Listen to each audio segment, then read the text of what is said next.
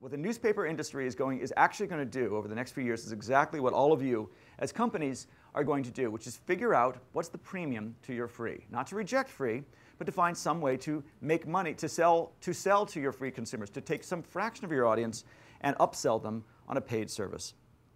Freemium, I would argue, is the first 21st century business model.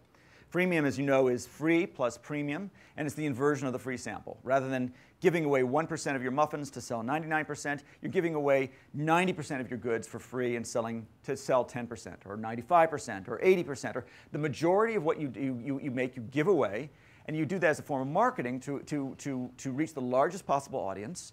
That audience is not just exposed to your message, they're exposed to your product. They're allowed to use their product, and if they choose to convert, if you found some way to get them to start paying, they're paying for the right reason, which is that they get it, they understand it, they find out, they know what the value is, they figure out how it fits in their life, and they're happy to pay.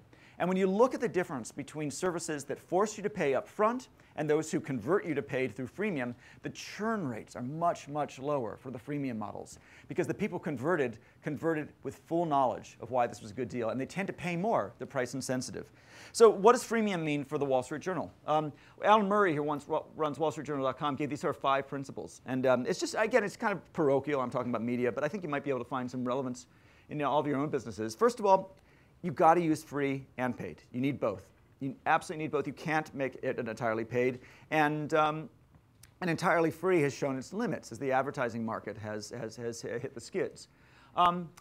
Interestingly, the things they charge for, rather the things they give away for free, are maybe the opposite of what you would think. They give away their most popular stuff. So if you come to a story via Google News, that's free. Much of the front page is free. Their exclusives are also free. Now you would say, well, isn't an exclusive scarcity? Isn't that exactly what you would charge for? It turns out that it's just the opposite. If you don't make your exclusives free, other people will report on your exclusives, and they'll get all the traffic. So, as TMZ exclusively reported last night, Michael Jackson has died. TMZ gets no traffic. Whoever was reporting it would get all the traffic. And it turns out that, to reference my last book, The Long Tail, you've got the head of the curve, the most popular stuff. That's best to monetize with advertising. And then you've got the tail of the curve, the niche stuff, a very narrow, more narrow interest. And there people become, and that's best to monetize with direct payments. Because there's less competition in that space, people understand the value of that. They tend to be driven by professional interest, and they tend to become price insensitive.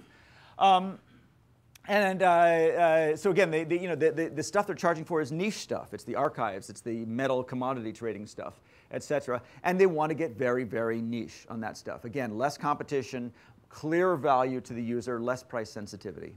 So give away the head, sell the tail is their model. Now, I think the 2 most interesting markets to look at freemium business models in evolution are the video game market and the Apple iPhone apps. Let's start with video games. Video games are a fascinating industry in transition. They're going from a silver disc business to an online business. Music did that. As they moved from silver disc to online, the core product became free. Software, as it went from silver disc to online, software as a service, the core product went to freemium. Most software as a service companies use the freemium model. Video games, as they go from a $50 box you buy in the store to an online model, are going to free to play. Now, this started in Korea and then China. It's moving to the US. But what you see with free to play is it's a psychological endeavor, which is to say, okay, free to play, at some point you want them to pay. How do you entice them to do it? How do you make it non-punitive? Not just like ding, time's up, pay, but more sort of, ooh, shiny. You could have that. So I showed a picture of MapleStory, which is a Korean game very popular with kids. It's a good example of this.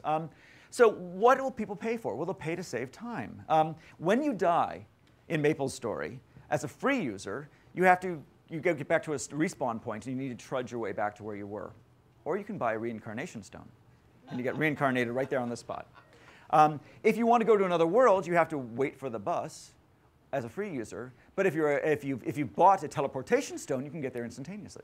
And if any of you have kids who are playing Club Penguin is also free to play. At some point, your kids, and my kids have done many times, will come to you and say, Mom, Dad, can I have a credit card? Can I have your credit card? Why? I want to subscribe to Club Penguin. Why? I want a pet for my penguin.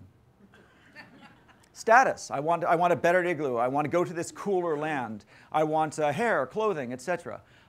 These are psychological things. You can still play the game. It didn't go ding times up, but you can play the game better, with more or faster, or with better status if you if you're a paid user. Now, this is a decision they only make after they decide they want to play the game more, but they continue to reap the value in it. On Second Life, it's free to play. It's not really a game, but you get the idea. It's free to play. If you, however, you want to put down roots, build something, you got to rent the land. You're lowering your risk. It doesn't disappear. Yeah, status is a classic example. People will, the internet is largely shifted to a reputation economy, and reputation is about status. I use 9n, the social networking platform for one of my aerial robotics sites, DIY drones, and I pay them $35 a month to take the 9n branding off and take their ads off, and to otherwise make it look more professional, like a better site. I'm happy to do it because I'm so invested in that service. 9n is a classic freemium model. You could force people to pay, time's up, etc. But that's generally not best. The freemium models tend to fall under a couple categories. You do have time limited, 30 days free, then you pay. Not the best one. You have seat limited, 5 seats free, more paid, better. You have feature limited, Flickr Pro. Basic version free, more cooler, better stuff paid. If you're an engaged user, if you're a power user, if you really get it, you'll happily pay for that kind of stuff. It's terrific, by the way, to be able to have your best customers self-identify by using the service and then upsell them on things that they value, because these are not only people who are happy to pay, but they are your evangelists. They are your best promoters. These are the people who are driving the rest of the traffic to you with their heavy use of the service, and they're also paying you for the privilege. You can have storage and capacity. You can add more storage and capacity. Things like Gmail use that model. I probably there's probably others that I'm not thinking of, but those are the basic things that you will get people to pay for. A simple thing like the time-money calculus. That we see so often in games. Young people have more time than money. Fine, they're free. Older people have more money than time. They'll pay to save time. We see this across the board. Open source versus closed source is often a time-money calculus. Open source is free, but it's sometimes more trouble. And Microsoft, and I'm not just saying this because we're enjoying their air conditioning, Microsoft will always tell you that open source is free like a puppy. That's the time-money calculus at work. Now, by the way, I'm a huge open source advocate, and everything I do outside of my paid jobs is open source. So I think it's a little. I won't fully endorse that theme, but there is some truth at the core of that, which is that you have to understand that you have the monetary economy, and then you have these other economies: attention economies, reputation economies, time economies. It's true. There's no such thing as a free lunch. But only if you consider these other economies. If you and I have lunch, and I pick up the tab, lunch was free to you in the monetary economy, but it wasn't free in time, it wasn't free in reputation, it wasn't free, maybe you passed some information to me, which is worth much more than the cost of the lunch. If you consider these economies into the non-monetary economies, the books balance. Ultimately you do pay. But importantly, you're not paying in money. And the question is, how do you convert these reputation and attention credits back into cash, one way or another?